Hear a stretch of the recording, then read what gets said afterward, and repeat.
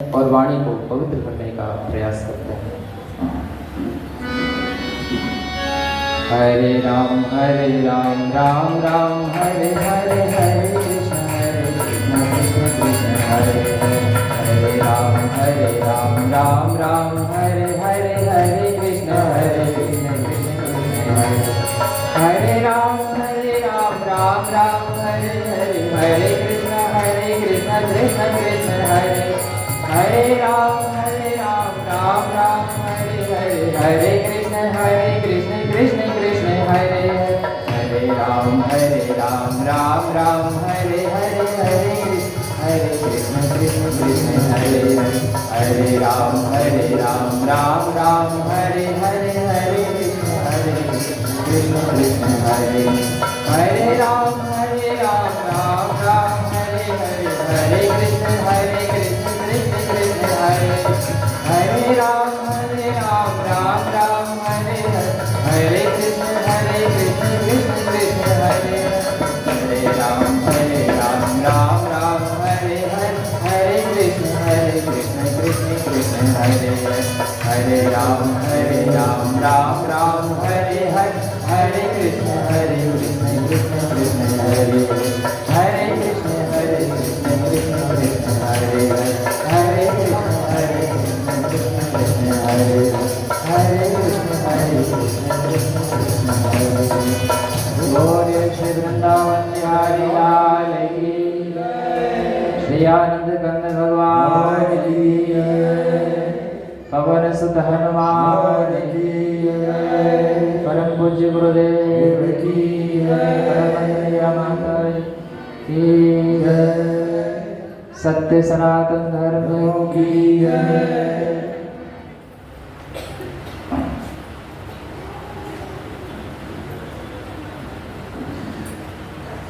वैशंपायन उवाच प्रज्ञायोगसमारम्भे मन्त्रणाति महत्त्वगा विष्णुनारदयोर्मध्ये जाता मङ्गलदारिणां प्रकालज्ञो भवांस्तत्र सन्दर्भे विश्वमङ्गले अद्यावदेहि किञ्च भाव्यग्रे कृपया वद। मार्कण्डेय उवाच कायनामर्वैशम्पायन् तं तु महामुने प्रसङ्गकं रोचकं चापि मार्मिकं शृणु ध्यानतः। समय को बचाने के लिए थोड़ा जल्दबाजी में किया गया, बड़ा महत्वपूर्ण प्रसंग है। जो भी हम लोग पुराण की कथा सुनते हैं, मानस की कथा या गीता ज्ञान या कुछ भी जो कथा श्रवण करते हैं भगवान की कथा, यह ऐसा नहीं है कि केवल कली काल में इसकी रचना हुई है या द्वापर में रचना हुई है या जो त्रेता युग विदा है उसमें रचना हुई है। यह शाश्वत है, सनातन है, और यह अनादि है और अनंत है। हम लोग अक्सर इस बात को सुनते होंगे कि हरि अनंत, हरि कथा अनंत। जिस प्रकार से हरि अनंत है उसी प्रकार से उनकी कथा भी अनंत है। एक बार संयोग से परोरा के हमारे भाई यहाँ विराजमान हैं, परोरा में एक गोष्ठी हुई थी, तो उसमें एक प्रसंग का जिक्र हुआ था। तो प्रश्न पूछा गया कि ये प्रसंग तो रामचरितमानस में नहीं है, तो इस प्रसंग को आपने कहाँ से सुनाया? तो रामचरितमानस में जो प्रसंग है वो तो गोस्वामी तुलसीदास जी के मानस में जो उपजा, उसको जो ज्ञान प्राप्त हुआ अपने गुरु से, भगवान महाकाल महेश्वर से और उनके श्री गुरुदेव से जो उन्होंने सुना था, उसका रिजल्ट है। वरना हम लोग सब जानते हैं कि रचि महेश निज मानस रखा पाई सुसमो शिवा। और इतना ही नहीं, नाना भांति राम अवतारा रामायण सतकोटि अपारा। नाना भांति राम अवतार, राम के अवतार नाना प्रकार के होते हैं। अवतार है संख्या, या शास्त्र कहता है असंख्य प्रकार के अवतार होते हैं। केवल 10 अवतार या 24 अवतार यह तो सुविधा के लिए महापुरुषों ने इनको सीमित किया है, वरना अवतार की संख्या कितनी है? असंख्य है। हरि कथा। तो एक बार इसी प्रकार से महाप्रलय में दो महापुरुषों की भेंट होती है। जैसे हम लोग जिस युग में जी रहे हैं, इस युग का ब्लूप्रिंट बहुत पहले लिखा जा चुका होगा। हमारे युग में जो कुछ अभी हो रहा है, जो कुछ हो चुका है, जो कुछ आगे होगा, इसका ब्लूप्रिंट पहले से तैयार है। सूक्ष्म जगत में, कारण जगत में जो दृष्टा ऋषि हैं वो पहले इसको देख चुके होते हैं। तो महाप्रलय की घड़ी है, सर्वत्र जल ही जल है, ध्यान दीजिए। और जब सर्वत्र जल ही जल होता है तो हम लोगों ने महापुरुषों के मुखारबिंद से सुना है कि एक बट के छोटे से पत्ते पर, जल की राशि पर विराजमान उस पत्ते पर भगवान बाल मुकुंद जी बाल रूप में शयन कर रहे होते हैं और वो अपने अंगूठे को मुख से चूस रहे होते हैं, बालवत भगवान। बाकी कुछ नहीं रहता। लेकिन कई सारे कल्पांत में, यानी कल्पों के अंत, यानी महाप्रलय में ऐसा भी हुआ है कि कुछ महापुरुष बचे रह गए। इसी प्रकार से एक कल्प के महाप्रलय में सुमेरु पर्वत पर, सुमेरु पर्वत के शिखर पर दो महापुरुषों की, दो महान विभूतियों की भेंट होती है। एक का नाम है मार्कंडेय ऋषि, मार्कंडेय ऋषि, ऋषि मर्कंड के पुत्र, और एक का नाम है वैशंपायन ऋषि। दो महान विभूति, भयानक। एक का नाम मार्कंडेय ऋषि, अमर है, और एक वैशंपायन, वो भी अमर है। ये वैशंपायन ऋषि वही महापुरुष हैं जिन्होंने चालाकी से अमरनाथ की गुफा में शुक काया धारण करके चोरी छिपे अमर कथा का श्रवण किया था। और बाद में जो भगवान सुखदेव के रूप में जिनका प्राकट्य होता है, ये वही वैशंपायन ऋषि है। आप कल्पना कर सकते हैं ये कितने खूंखार हैं। वैशंपायन ऋषि की भेंट होती है किससे? मार्कंडेय जी से। दोनों महापुरुष, महाप्रलय हो चुका है, सब कुछ जलमग्न है, और सुमेरु पर्वत के शिखर पर मार्कंडेय जी ध्यानस्थ हैं, और ये वहां पर जैसे विराजते हैं, मार्कंडेय ऋषि से इनकी भेंट होती है, ये बड़े प्रसन्न होते हैं। मार्कंडेय ऋषि भी भगवान शिव के शिष्य, मार्कंडेय पुराण उसी का एक अंश दुर्गा सप्तशती। मार्कंडेय ऋषि भी भगवान भोलेनाथ के शिष्य। और मार्कंडेय ऋषि की चर्चा हमारे दादा गुरुदेव बहुत किया करते हैं। अब आप समझ सकते हैं कि मार्कंडेय ऋषि किस तत्व का नाम है। वैशंपायन जी से भेंट होती है।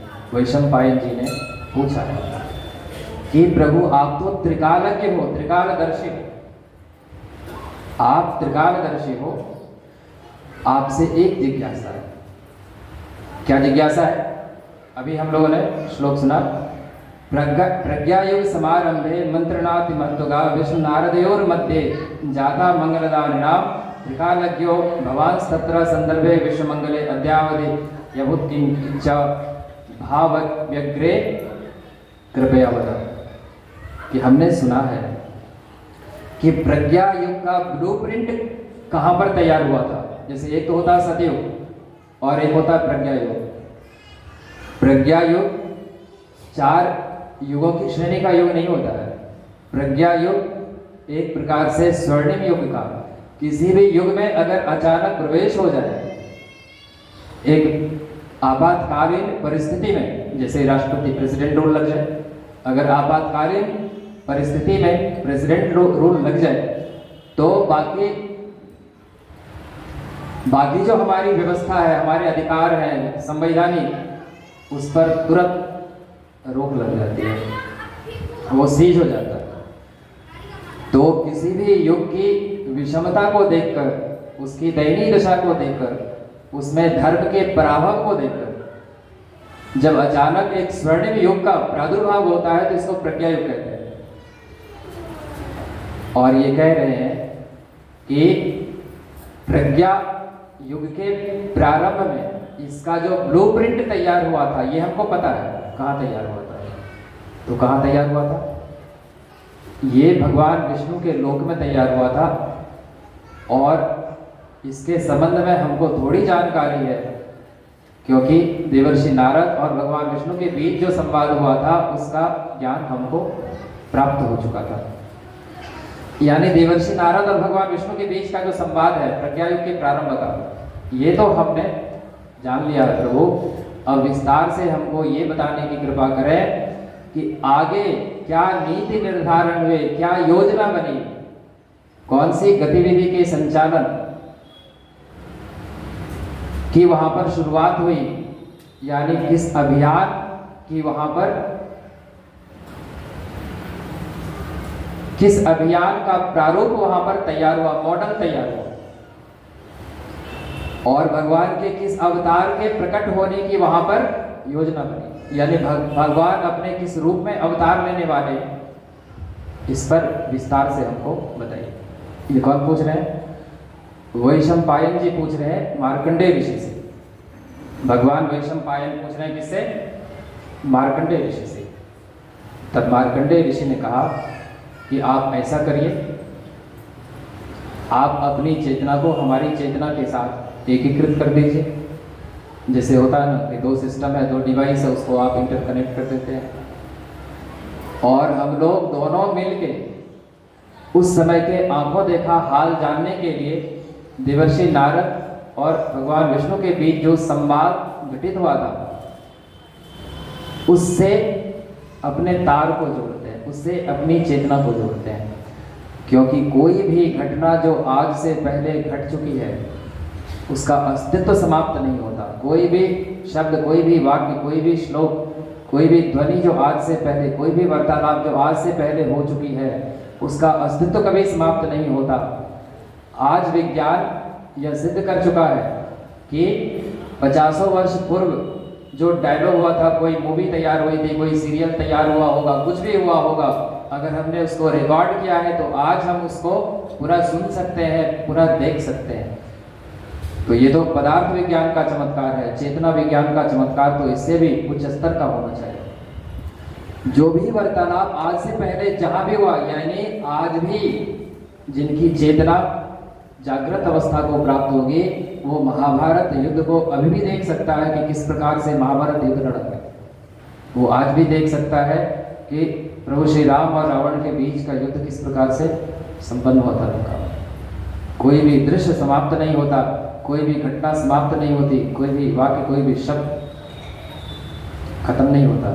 सृष्टि में वो कहीं न कहीं किसी न किसी रूप में स्टोर्ड रहता है। केवल उसको डिकोड करने की जरूरत है, केवल उसको फिर से उस प्रोग्रामिंग को फिर से डिसिफर करने की जरूरत होती है, समझने की जरूरत होती है। अब चलिए हम लोग भी कहाँ चलते हैं? देवर्षि नारद जी और विष्णु के बीच जो संवाद घटित हो रहा है वहां पर चलते हैं। तो देवर्षि नारद जी, हम लोग प्रथम दिवस की कथा में सुने थे कि बड़े मायूस थे। जब पृथ्वी लोक का भ्रमण करके वो विष्णु लोक पहुंचे थे तो उन्होंने भगवान विष्णु को सारा हाल समझा दिया कि अभी कैसी दयनीय स्थिति है प्रभु। और हमारे पूज्य गुरुदेव ने कितनी सुंदर व्याख्या की है। यहाँ पर यज्ञशाला का जो टीम शेड है उसमें लिखा हुआ है, आप लोग उसको पढ़ भी सकते हैं। ये अलग अलग अवतार की भूमिका कैसे बनी, उस अवतार की किस प्रकार आवश्यकता महसूस की गई और किस हेतु वो अवतार हुआ भगवान का।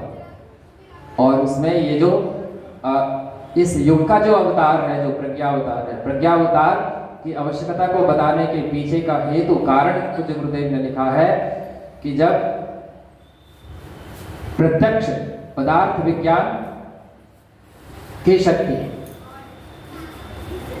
के विकास के आगे आध्यात्मिक तत्व की उपेक्षा होने लगेगी और सुख सुविधा के जितने सामग्री, जितनी शक्तियां इकट्ठी हुई है, जब वो हमारे लिए विनाशकारी सिद्ध होने लगेगी, तब महाप्रज्ञा का अवतरण होगा, तब प्रज्ञावतार होगा। यही प्रज्ञावतार की पृष्ठभूमि है, इसका आधार है, यानी आधारभूत इसका कारण है कि प्रज्ञावतार की आवश्यकता क्यों महसूस की गई। तो देवर्षि नारद जी बड़े मायूस हैं। भगवान विष्णु तरह तरह से उनको समझाने का प्रयास कर रहे हैं। देवर्षि नारद जी बोल रहे हैं कि प्रभु, आपका तो वचन है कि जब भी धर्म की हानि होगी तो आप अवतार लेंगे। हम लोग सब जानते हैं। यदा यदा हि धर्मस्य ग्लानिर्भवति भारत अभ्युत्थानम् अधर्मस्य तदात्मानं सृजाम्यहम् परित्राणाय साधूनां विनाशाय च दुष्कृतां धर्म संस्थापनार्थाय संभवामि युगे युगे। जब जब हो ही धर्म के हानि, जब जब हो धर्म के हानि, बाढ़ असुर अभिमान, बाढ़ असुर अभिमान।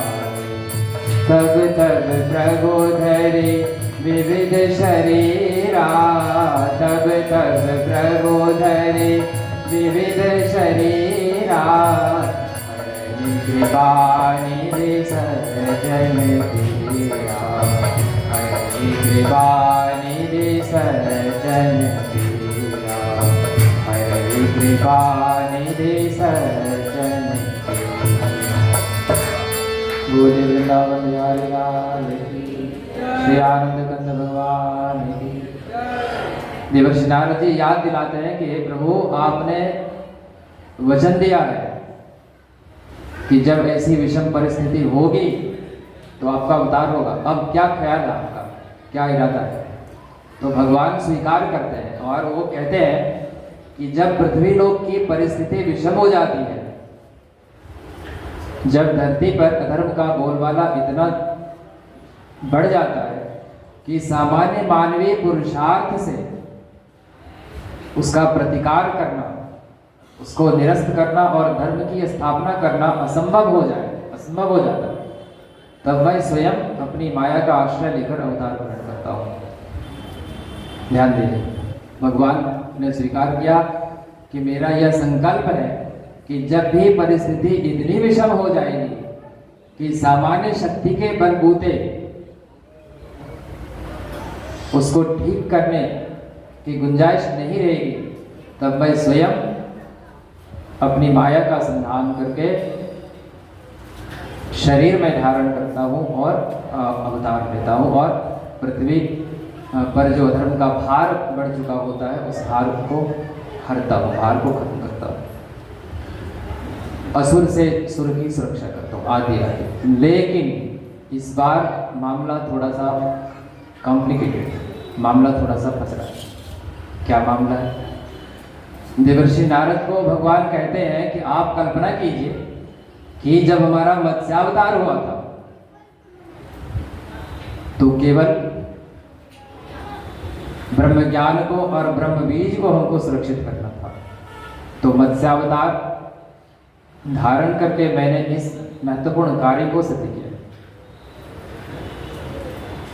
एक नौका बनी, भगवान मत्स्य से उसको बांधा गया, समस्त वेदों को रखा गया, वेद के सप्त ऋषियों को रखा गया, भगवान मनु उनके अन्य भाइयों को रखा गया और भगवान ने उसको सुरक्षित स्थान पर तब तक के लिए स्थापित किया जब तक फिर परिस्थिति सामान्य हो जाए। कच्छप अवतार जब हुआ तो भी परिस्थिति विषम थी, समुद्र मंथन जैसा महत्वपूर्ण कार्य था, कोई आधार नहीं था, तो मैंने कछुए का रूप लिया। वाराह अवतार हुआ तो समस्त ऐश्वर्य को हिरण्याक्ष में, अक्ष मतलब नेत्र, हिरण्य मतलब स्वर्ण, जिसकी नजर सोने पर ही केवल टिकी रहती है, केवल धन संपत्ति पर टिकी। धनानंद जो है, जो धन में आनंद ढूंढते हैं, ऐसे धनानंद जब हिरण्याक्ष का आतंक बहुत बढ़ गया और धरती माता आउट ऑफ ट्रैक हो गई, आउट ऑफ ऑर्बिट हो गई, पृथ्वी अपनी कक्षा से भटक गई, तब मैंने वाराह का रूप लिया। उसी प्रकार से वामन का रूप लिया, उसी प्रकार से परशुराम का रूप लिया। श्री राम के रूप में हम आए, श्री राम के रूप में आए तो कुछ गिने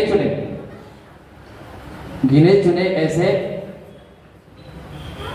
आदताई थे, शक्ति संपन्न,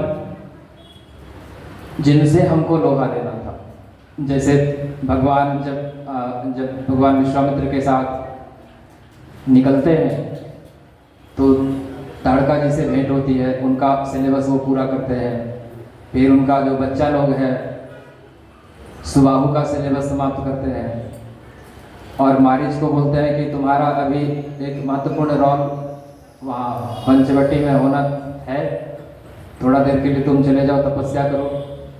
इसी प्रकार से बाकी अन्य खरदूषण आदि। तो उस समय आतताइयों की संख्या लिमिटेड थी, सीमित थी।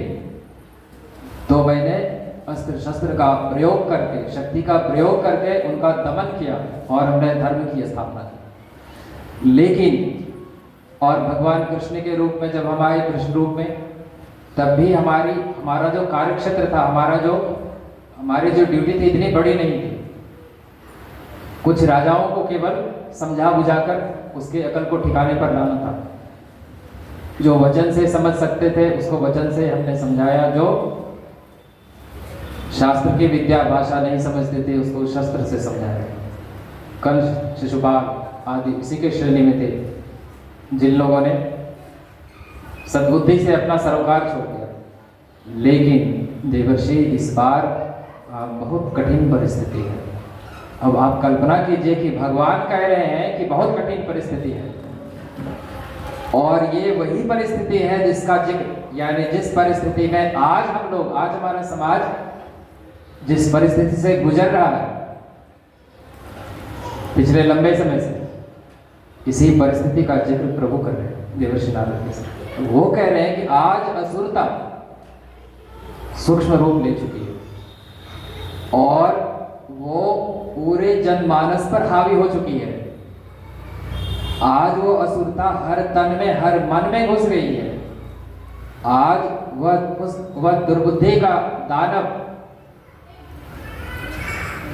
वो जो दुष्टता है, वो हर मानस में, हर मन में, हर तन में, हर परिवार में, हर समाज में घून की तरह से, दीमक की तरह से उसको खोखला करने में लगा हुआ। तो आज अगर मैं संहार की बात सोचूं, संहार का प्रण लो कि निश्चर हीन करो मही भुज उठाए प्रण किन, तो कल्पना कीजिए कौन बचेगा। हम तो पक्का नहीं बचेंगे, आप लोगों तक का तो पता नहीं। अगर भगवान आज ये विचार कर ले कि निश्चर से हीन मैं कर दूंगा धरती को, तो शायद हम लोग न बच पाए। तो कितनी दुविधा है भगवान के पास कि आज वो कोई उनका ना तो सुदर्शन चक्र काम करेगा और ना तो ब्रह्मास्त्र काम करेगा, ना तो पाशुपत अस्त्र काम करेगा, ना कोई आग्नेय अस्त्र काम करेगा। लेकिन जिस सूक्ष्म शक्ति का अवलंबन लेकर ब्रह्मास्त्र की परिकल्पना की गई है, सुदर्शन चक्र की परिकल्पना की गई है, पाशुपत अस्त्र की परिकल्पना की गई है, वह अस्त्र अभी भी हमारे तर्कस में देवर्षि नारद मौजूद है। भगवान गर्भोन्नत वाणी में कहते हैं कि जिस शक्ति के आधार पर हमारी अवतार प्रक्रिया पूरा होती है, अवतार लीला होती है, प्रत्यक्ष लीला होती है, वो शक्ति तो अभी भी है हमारे तुरीय में, हमारे तर्कस में। और वो कौन सी शक्ति है? थोड़ा सा गंभीर विषय है, आप लोग मन छोटा नहीं कीजिए।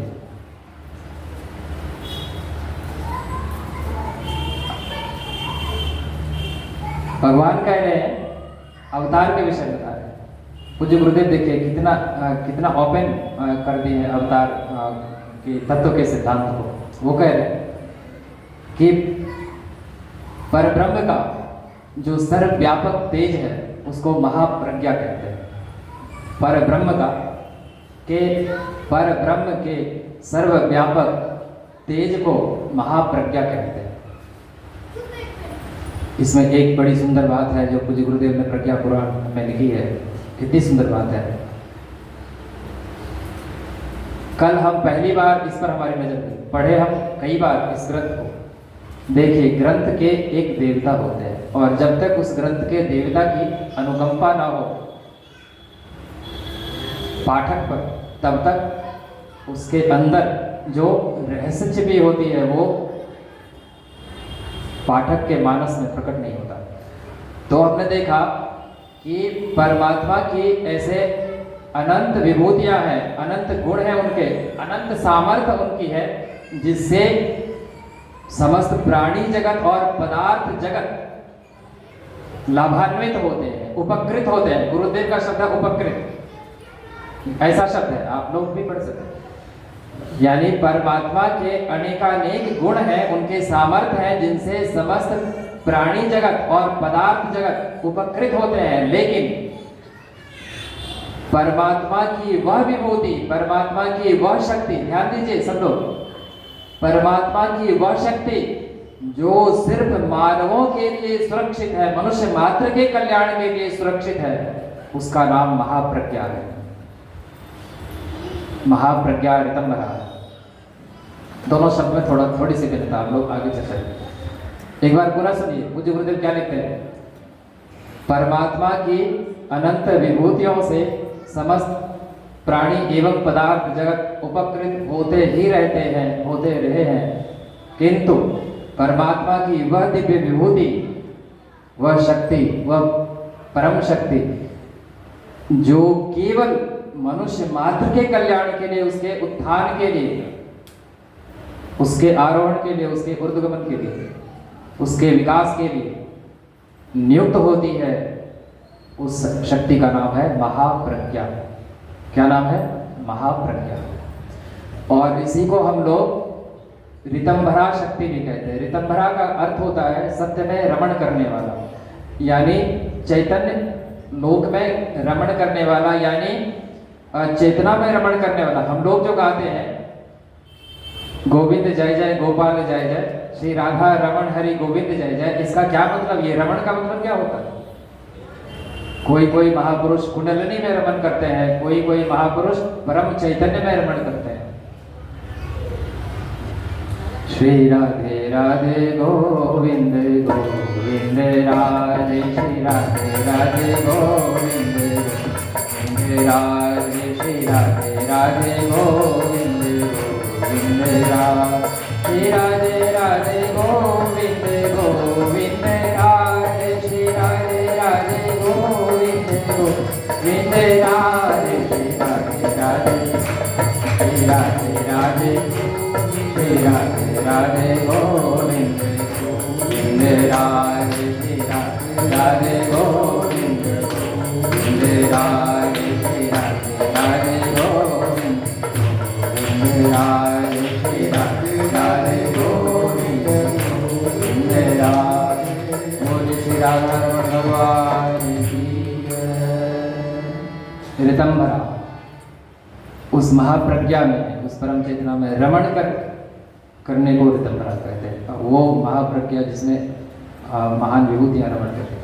तो भगवान कहते हैं कि हमारी वह प्राइवेट शक्ति, प्राइवेट पावर, जिनका उपयोग सिर्फ मानव मात्र के लिए होता है, उसका नाम महाप्रज्ञा है, उसी का नाम। और उसी को हम लोग गायत्री माता कहते हैं। ये जो गायत्री माता हमारी बैठी हुई है सामने, इस गायत्री माता का नाम ही महाप्रज्ञा है, इसी का नाम देव माता है, इसी का नाम वेद माता है, इसी का नाम विश्व माता है।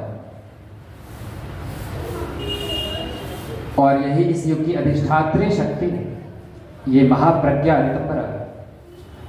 और मुझे गुरुदेव ने लिखा है कि जब भी कोई अवतार भगवान के होते हैं, तो दरअसल में उसमें उसी महाप्रज्ञा की शक्ति का प्राकट्य होता है। और जब जैसी परिस्थिति होती है, तब उतनी कलाओं का भगवान उपयोग करते हैं, उसका संधान करते हैं। इसलिए हम लोग ये जानते हैं कि कोई भगवान के किसी अवतार को हम 2 कला का कहते हैं, किसी को 3 कला का कहते हैं, किसी को 6 कला का कहते हैं, किसी को 12 कला का कहते हैं, किसी को 16 कला का, किसी को 20 कला का। ब्रह्म शक्ति का जो यूनिट है उसको कला कहते हैं, जिनकी कुल संख्या, ऐसे तो अनंत शक्तियां परब्रह्म की, उसको 64 भागों में ज्ञानियों ने बांटा, 64 कलाएं, और उसमें से 24 का प्रतिनिधित्व महाप्रज्ञा करती है, महाप्रज्ञा ऋतंभरा करती है। और इसी की शक्ति को, इसी शक्ति का आश्रय लेकर समस्त अवतार लीलाएं होती हैं। अगर भगवान कृष्ण ने शक्ति का अपने भीतर संधान किया, अवतरण किया और उन्होंने लीला की, लीला पुरुषोत्तम कहलाए। तो यही महाप्रज्ञा की शक्ति का उन्होंने आवाहन किया था। अगर प्रभु श्री राम ने अपनी लीला संपन्न की तो इसी महाप्रज्ञा की शक्ति, इनकी 24 कलाएं बताई गई है। गायत्री मंत्र के 24 अक्षर में से एक एक अक्षर में इतनी महान शक्ति है। महापुरुषों ने तो इतना तक कहा है कि गायत्री मंत्र के एक अक्षर में इस पूरे ब्रह्मांड की शक्ति समाई हुई है।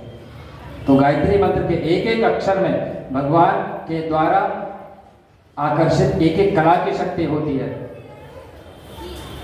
तो भगवान कहते हैं कि अभी भी हमारे पास वो शक्ति बीज है जिसका हम इस बार उपयोग करने जा रहे हैं। यानी देवर्षि नारद इस बार जो अवतार होगा यह सूक्ष्म रूप से होगा। यह अवतार प्रकट रूप में अपनी लीला नहीं करेगी, प्रकट रूप में कोई लीला नहीं होगी। जो भी लीला होगी गोपनीय तरीके से होगी, सूक्ष्म तरीके से होगी।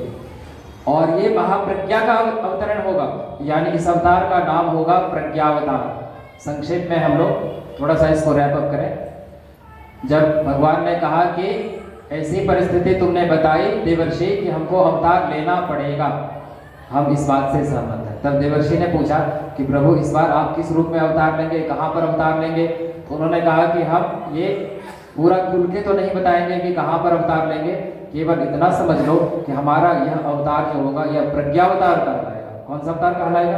प्रज्ञावतार कहलाएगा। और यह सूक्ष्म होगा। और जिस प्रकार से जनमानस में व्याप्त जो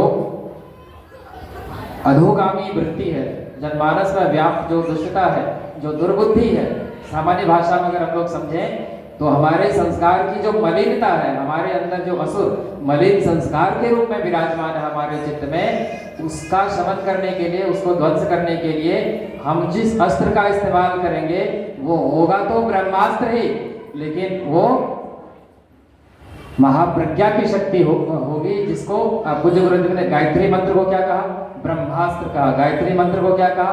कल्प वृक्ष कहा, इसी को पारस कहा, इसी को कामधेनु कहा, आदि आदि। तो गायत्री मंत्र को जो ब्रह्मास्त्र कहा गया, इसका मतलब अगर कोई हमसे ये पूछे कि प्रज्ञावतार के हाथ में कौन सा अस्त्र होगा, तो उदाहरण है, तो आंसर होगा ब्रह्मास्त्र। जैसे भगवान कृष्ण के हाथों का अस्त्र क्या था? सुदर्शन चक्र। भगवान श्री राम के हाथ में क्या था? पिनाक धनुष था, शारंग धनुष था, शारंग धनुष था, भगवान विष्णु का धनुष, जो परशुराम जी ने जनक जी की सभा में, वो स्वयंवर की सभा में वो उनको सौंपते हैं शारंग धनुष। तो जैसे भगवान राम के हाथ में शारंग धनुष था, भगवान कृष्ण के हाथ में सुदर्शन चक्र था, प्रज्ञावतार के हाथ में ब्रह्मास्त्र होगा। और ये ब्रह्मास्त्र उस तरह से नहीं छोड़ा जाएगा जिस तरह से कभी अश्वत्थामा ने अर्जुन पे छोड़ा था, या अर्जुन ने उस पे छोड़ा था, या और कई सारे महान विभूतियों ने उसका उपयोग किया था। ब्रह्मास्त्र का जो प्रयोग होगा वह सूक्ष्म स्तर पे होगा, और इस तरीके से होगा कि वह हमारे अंदर प्रवेश कर हमारे अंदर की विसंगतियों को, मूढ़ मान्यताओं का समूल विनाश करने में सफल हो सके। हम सबने सुना है कि ब्रह्मास्त्र जब चलाया अश्वत्थामा ने, और जब उनकी दिशा को मोड़ने की बात हुई तो उन्होंने दिशा तो मोड़ी, लेकिन पुनः वो पांडवों के शिविर की ओर ही उसका डायरेक्शन को डाइवर्ट किया, और उत्तरा के गर्भ में जो परीक्षित पल रहे थे, तो उत्तरा के गर्भ में, गर्भ के अंदर गर्भस्थ शिशु के ऊपर उस ब्रह्मास्त्र का असर होता है, यानी गर्भ के अंदर उस शक्ति का प्रभाव होता है। इस बार का जो ब्रह्मास्त्र है, इस बार के प्रज्ञावतार का जो ब्रह्मास्त्र है, वह हमारे मानस के अंदर जो दुर्बुद्धि रूपी राक्षस छिपा बैठा है, दुर्बुद्धि रूपी जो असुर छिपा बैठा है, जो अनास्था का दुर्भिक्ष है, उसको खत्म करने के लिए, समाप्त करने के लिए इस ब्रह्मास्त्र का प्रयोग प्रज्ञावतार है। अब देवर्षि नारद जी ने कहा, देवर्षि नारद जी ने प्रश्न किया कि प्रभु अब हमको बताइए कि हमको क्या करना है, और पृथ्वी लोक पर जाकर मानवों के लिए हमको कौन सा संदेश देना है। देवर्षि नारद कह रहे हैं, नारदो नारदोवाच पप्रच्छ नारदो भगवन् स्पष्टतो विस्तरादपि किं तु कार्यं मया ब्रूहि मानवै कार्यामि किं तु कार्यं मया ब्रूहि मानवै कार्यामि किं। हे प्रभु, अब हमको विस्तार से बताइए कि अब जब मैं पृथ्वी लोक की ओर जा रहा हूँ, वैकुंठ लोक से आपसे वार्तालाप समाप्त करके, तो मेरे लिए क्या आज्ञा है प्रभु, और मानवों की को मैं आपका कौन सा संदेश दूं। ध्यान दीजिए, तो भगवान ने कहा कि ऐसा करना कि जब भी हमारा अवतरण होता है तो जागृत आत्माएं, वरिष्ठ आत्माएं, यानी जो संबुद्ध आत्माएं हैं, उच्च स्तर की आत्माएं, उच्च संस्कार युक्त जो चेतना है, उसका भी जन्म होता है, लेकिन वो अपने स्वरूप को भूल चुके होते हैं। तो तुम ऐसा करो, सर्वप्रथम इस अवतार लीला को जनमानस तक पहुंचाने के लिए एक ग्रंथ की रचना करो, और उस ग्रंथ का नाम रखना प्रज्ञा पुराण। क्या नाम रखना? भगवान ने स्वयं प्रज्ञा पुराण के रचना की भूमिका तय की है। भगवान स्वयं कहते हैं कि तम प्रसंग स्मारयामि ध्याने हृदय गुरु प्रज्ञा पुराण रूपे च योजितम यत्न तस्तु तब। यानी प्रज्ञा पुराण की रचना वहां पर जाके तुम करना, और जब तुम प्रज्ञा पुराण का वाचन, प्रज्ञा पुराण की कथा प्रसंग का जिक्र करोगे, तो जिनके भीतर उच्च संस्कार होंगे वो मौन बैठे नहीं रहेंगे, वो आकर्षित होंगे, उत्सुक होंगे, तुमसे संपर्क करेंगे, और तुम्हारे संबंध में, यानी एक संपर्क संबंध में वो बंध जाएंगे, यानी वो तुमसे जुड़ जाएंगे, तुम्हारे अभियान से जुड़ जाएंगे। ये व्यवहारिक पक्ष है। भगवान विष्णु कह रहे हैं कि तुम प्रज्ञा पुराण की रचना करो, और प्रज्ञा पुराण में ये बताने का प्रयास करो कि भगवान का महाप्रज्ञा के रूप में अवतरण होने वाला है, भगवान प्रज्ञावतार बनने वाले हैं। और ऐसे समय में जो जागृत आत्माएं हैं, उनके दायित्व का बोध उनको कराओ, और जैसे ही तुम दायित्व का बोध उनको कराने का प्रयास करोगे, तो जो सचमुच में जागृत आत्माएं होंगी वो तुमसे जुड़ेंगी और तुम्हारे अभियान का हिस्सा बनेंगी, और तब तुम उसको जो प्रज्ञा अभियान की गतिविधियां हैं, सरल जो उपक्रम है, कार्यक्रम है, उपासना, साधना, आराधना, महाप्रज्ञा की उपासना, महाप्रज्ञा की साधना, महाप्रज्ञा की आराधना से उसको तुम जोड़ देना। ध्यान दीजिए, देवर्षि नारद जी को भगवान आदेश कर रहे हैं कि सर्वप्रथम पृथ्वी लोक पर जाकर प्रज्ञा पुराण की रचना करो। और जब प्रज्ञा पुराण, तो इन्होंने कहा कि प्रज्ञा पुराण की रचना मैं कैसे करूं? श्रीमद् भागवत महापुराण की रचना का प्रसंग था, तो आपने ब्रह्मा जी को दिया, ब्रह्मा जी ने हमको दिया, हमने भगवान वेदव्यास जी को दिया, भगवान वेदव्यास जी ने पुराण की रचना की। अब इस प्रज्ञा पुराण की कथा में मैं क्या लिखूंगा, अवतार के किस रूप का जिक्र करूंगा, किस प्रकार की लीला का वर्णन करूंगा, ये तो हमको पता नहीं। तब भगवान उनको स्मरण दिलाते हैं कि सुनो, एक बार प्रज्ञा सत्र हुआ था 5 दिवसीय, जिसकी कथा कल हम लोगों ने सुनी। एक बार 5 दिवसीय प्रज्ञा सत्र हुआ था महर्षि महाप्रज्ञ पिप्लाद के तत्वावधान में, 5 ऋषियों के सानिध्य में। तो वहां पर जिन बातों का जिक्र हुआ था, जिन तत्वों पर प्रकाश डाला गया था, उसी को आधार मान के तुम प्रज्ञा पुराण की रचना करो। तुम ऐसा करो, तुम समाधिस्थ हो जाओ और मैं सुनाते जाता हूं, और तुम प्रज्ञा पुराण को हृदयंगम करते जाओ, तुम हृदय में धारण करते जाओ। और जब तुम जाना पृथ्वी लोक, तो स्यमंतक मेघ की तरह से इस प्रज्ञा पुराण की कथा चेतना का मूसलाधार बारिश करना। देखिए पूज्य गुरुदेव ने शब्द कैसा इस्तेमाल किया है, उवाच च महामेघ मंडलीव समन्तत कुरु त्वं मूसलाधार वर्षा ताम योग चेतना, यानी मूसलाधार वर्षा करना। जैसे गोस्वामी तुलसीदास जी लिखते हैं, राम सिंधु घन सज्जन धीरा चंदन तरुहरि संत समीरा। तो तुम क्या करना, इस ज्ञान चेतना को की मूसलाधार वर्षा करना। और जब मूसलाधार वर्षा करोगे तो क्या होगा, तो जो जागृत आत्माएं होंगी उनके अंदर उस महाप्रज्ञा का अवतरण होगा। ध्यान दीजिए, पूज्य गुरुदेव ने लिखा है कि हमारा जो संकल्प है मनुष्य में देवत्व का उदय और धरती पर स्वर्ग का अवतरण, इसका रहस्य क्या है? इस महाप्रज्ञा का जितने अंशों में, जिसके भीतर भी स्थापना होगी, उसके अंदर देवत्व की उतनी ही वृद्धि समझी जाएगी, उसके अंदर का देवत्व उतना ही जागृत समझा जाएगा। और एक और रहस्य का उद्घाटन पूज्य गुरुदेव ने किया है कि मनुष्य में देवत्व का उदय और धरती पर स्वर्ग के अवतरण का आधार क्या होगा? मनुष्य में देवत्व के उदय का अर्थ होगा मनुष्य मात्र के भीतर इसी महाप्रज्ञा का अवतरण, और धरती पर स्वर्ग के अवतरण का अर्थ होगा पृथ्वी पर सुविधाओं की भरमार, यानी अंतरंग का परिष्कार और सुविधाओं की भरमार। ये गुरुदेव का शब्द है, हमारा शब्द नहीं। अंतरंग का परिष्कार और सुविधाओं की भरमार, यही प्रज्ञा युग की रूपरेखा होगी। मनुष्य में देवत्व का उदय, धरती पर स्वर्ग का अवतरण का यही दृश्य रूप होगा, मूर्तिमान रूप होगा। यानी प्रज्ञा युग कब आया हुआ समझा जाए? जब सुविधाओं की भरमार लग जाए, यानी हमारे जीवन में सुविधाएं कम ना रहे, यानी कोई दीन दुखी ना रहे, यानी दैहिक दैविक भौतिक तापा राम राज काउ नहीं व्यापा, यानी कोई दीन दरिद्र ना रहे। ऐसा नहीं कि प्रज्ञा युग आएगा तो हम लोग राम नाम तो जपेंगे, गायत्री मंत्र तो जपेंगे, लेकिन पॉकेट में पैसे नहीं होगा कि मोतीचूर का लड्डू खा सके, काजू का बर्फी खा सके, ऐसा नहीं होगा। पूज्य गुरुदेव ने कहा कि प्रज्ञा युग का प्रारूप ऐसा है कि उसमें सुविधाओं की भरमार होगी और अंतरंग का परिष्कार होगा। अंतरंग का परिष्कार, सुविधाओं की भरमार, यही है प्रज्ञा युग का संपूर्ण विचार। ये गुरुदेव का शब्द है।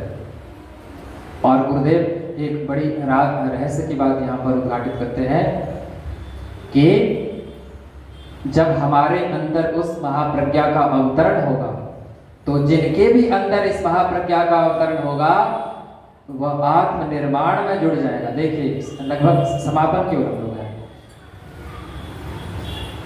15 मिनट और 7:30 बजे दिव्य भी प्रारंभ हो जाएगा।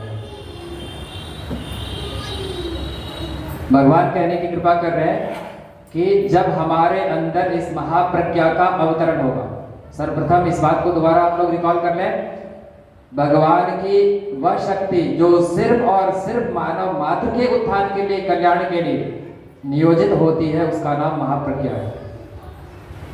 और उसी का नाम गायत्री तत्व है, गायत्री महाविद्या, जिसका दो रूप है, एक पराविद्या एक अपरा, एक बला एक अतिबला।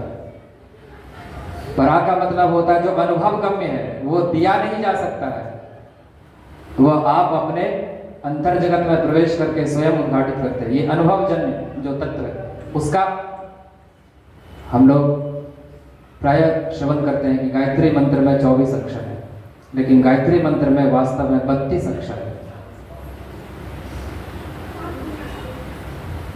दिमाग पर जोर पड़ रहा होगा। गायत्री मंत्र में वास्तव में 24 नहीं 32, और गायत्री मंत्र त्रिपदा नहीं है, चतुष्पदा है, 4 पाद है।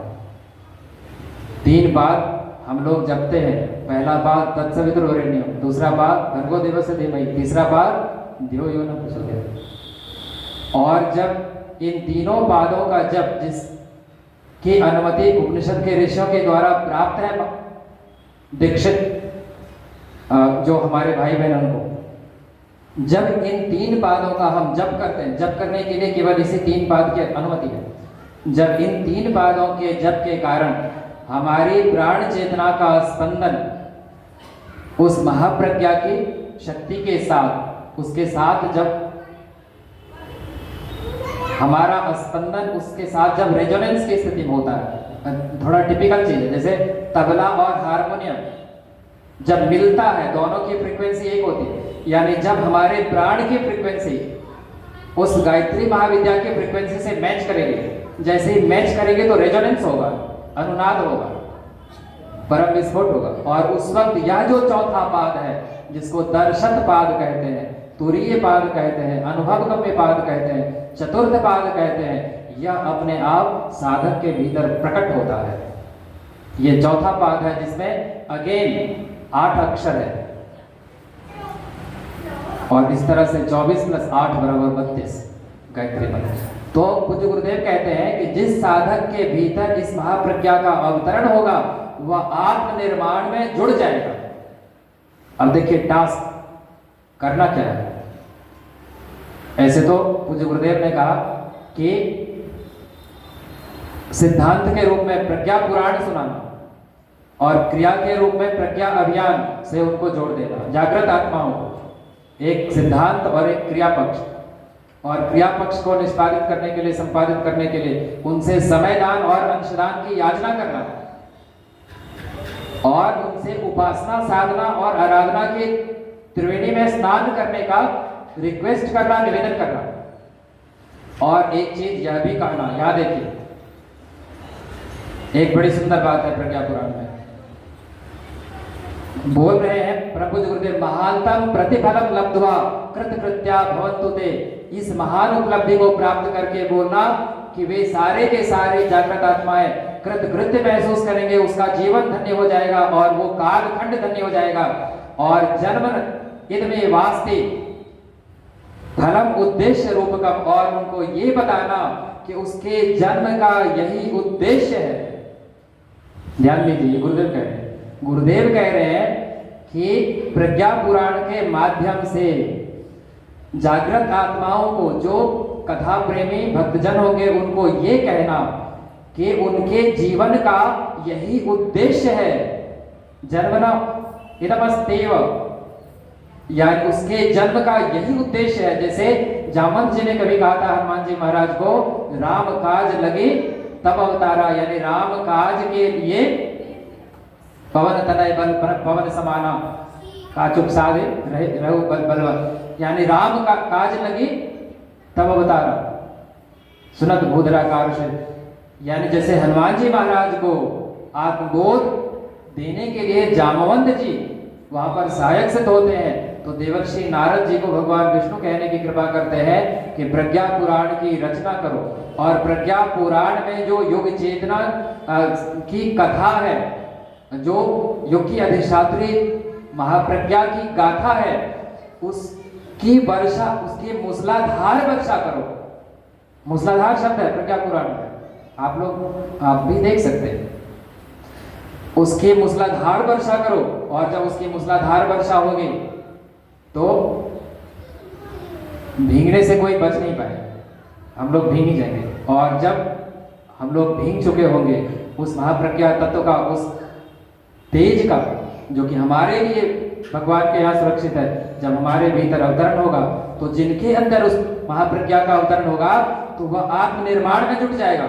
और गुरुदेव कहते हैं कि जो आत्मनिर्माण कर लेंगे वही युग निर्माण, वही नव निर्माण, वही प्रज्ञा युग के निर्माण में अपनी महत्वपूर्ण भूमिका सिद्ध करने की पात्रता हासिल कर पाएंगे।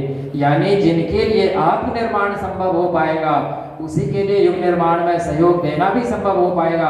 अगर आत्मनिर्माण हम नहीं कर पाएंगे तो हम युग निर्माण के योग्य, उसके लिए एलिजिबल, उसके लिए कॉम्पिटेंट नहीं होंगे। उसके लिए यानी हमारी जो अर्हता है, पात्रता है, योग्यता है, वह है आत्मनिर्माण। जब तक हम आत्मनिर्माण नहीं करेंगे तब तक हम युग निर्माण के लिए हम उपयोगी सिद्ध नहीं हो पाएंगे, हम सहयोगी सिद्ध नहीं हो पाएंगे। और इसलिए पूज्य गुरुदेव ने एक नारा दिया, हम बदलेंगे युग बदलेगा, हम सुधरेंगे युग सुधरेगा। उन्होंने कंडीशन रख दिया कि हम बदलेंगे तब युग बदलेगा, हम सुधरेंगे तब युग सुधरेगा। यानी गुरुदेव ने कहा कि जब उस परम चेतना की मूसलाधार वर्षा करोगे, मूसलाधार यानी टिप टिप नहीं, वो थम के बरस वाला नहीं, मूसलाधार, घटाटोप, जब मूसलाधार वर्षा करोगे तो जो जागृत आत्माएं हैं वो कृतकृत्य हो जाएंगे, वो आकंठ उसमें डूब जाएंगे। पूरा उनका शरीर, मन, प्राण सारा भीग चुका होगा, उसके अंदर महाप्रज्ञा का अवतरण होगा और वो तत्काल आत्मनिर्माण में जुड़ जाएगा। यानी साधना, स्वाध्याय, संयम और सेवा में जुड़ जाएगा। ये गुरुदेव के शब्द है। तत्काल वह साधना, सेवा, संयम और साधना, स्वाध्याय, संयम और सेवा में जुड़ जाएगा और आत्मनिर्माण में जुड़ जाएगा।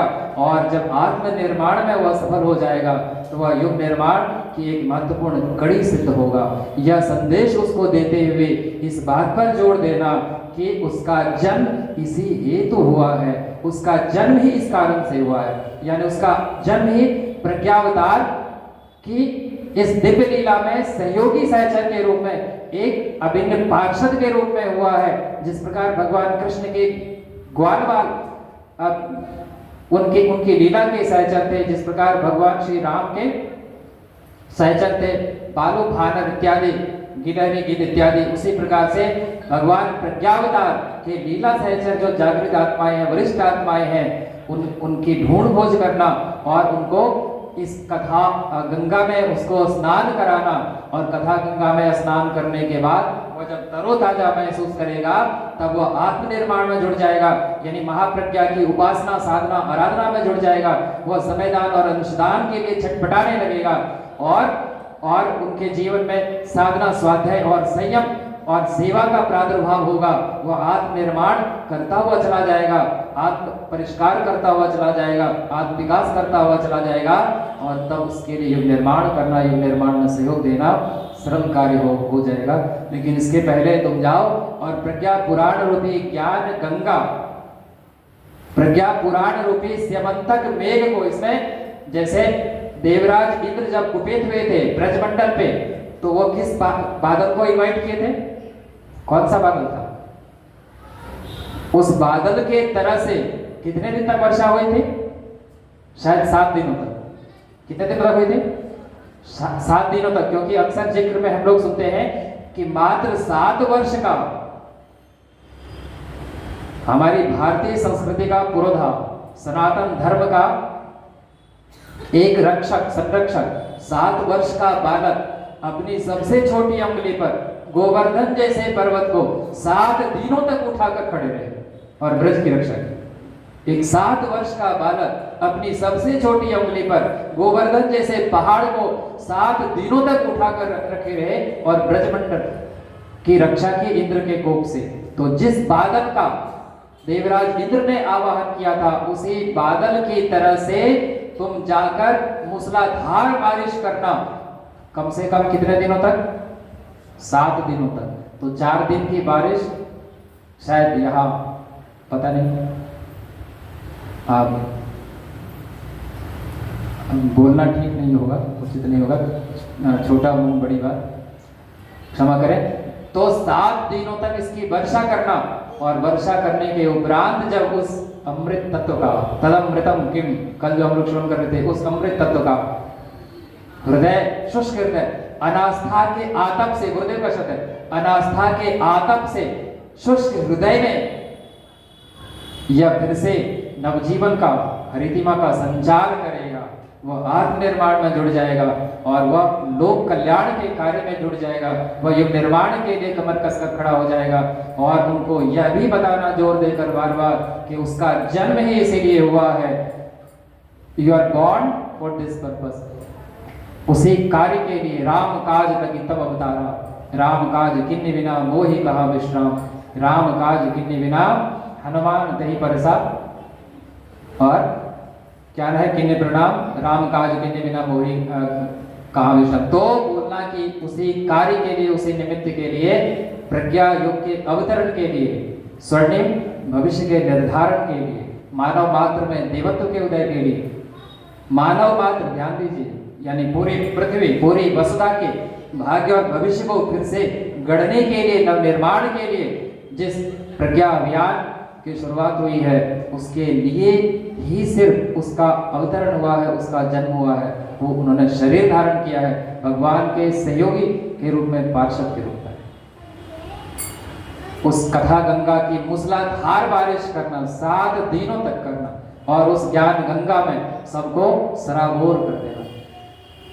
ज्ञान गंगा नहा ले मन मेरे, ज्ञान गंगा नहा ले मन मेरे, ज्ञान गंगा नहा ले मन मेरे, ज्ञान गंगा नहा ले मन मेरे, धन्य जीवन बना ले मन मेरे, धन्य जीवन बना ले मन मेरे, ज्ञान गंगा नहा ले मन मेरे, ज्ञान गंगा नहा ले मन मेरे, धन्य जीवन बना ले मन मेरे, जीवन बना ले मन मेरे, मन मेरे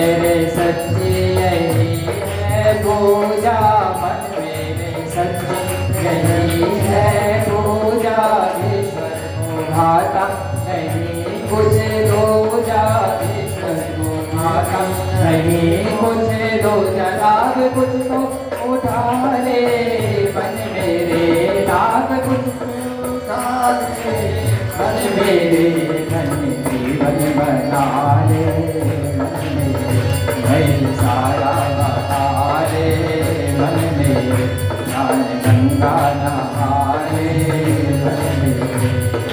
युग ऋषि ने तुमको मुझे बुलाया, युग ऋषि ने सुन ले तुझे बुलाया, वह फिर से ज्ञान गंगा ले आया, वह फिर से ज्ञान गंगा ले आया।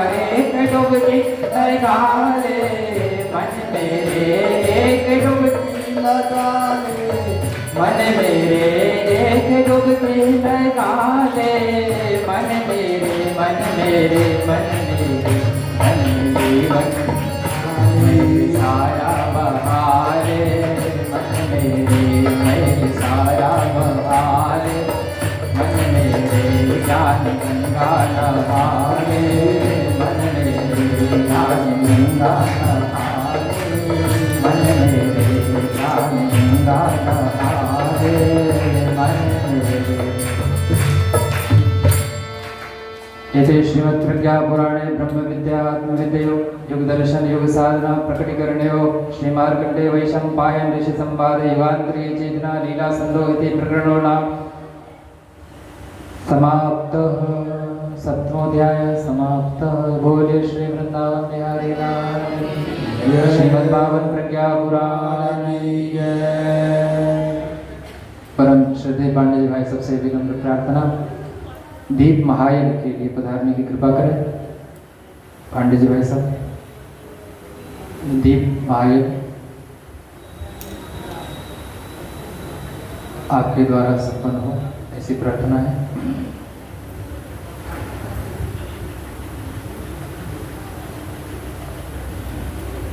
पिछले 4 दिनों से आप सबने पूज्य गुरुदेव जिन्हें हम युग व्यास कहते हैं द्वारा रचित इस पावन प्रज्ञा पुराण के पुनीत प्रसंग का अवगाहन किया, इसके लिए साधुवाद धन्यवाद। आप सबको बार बार प्रणाम।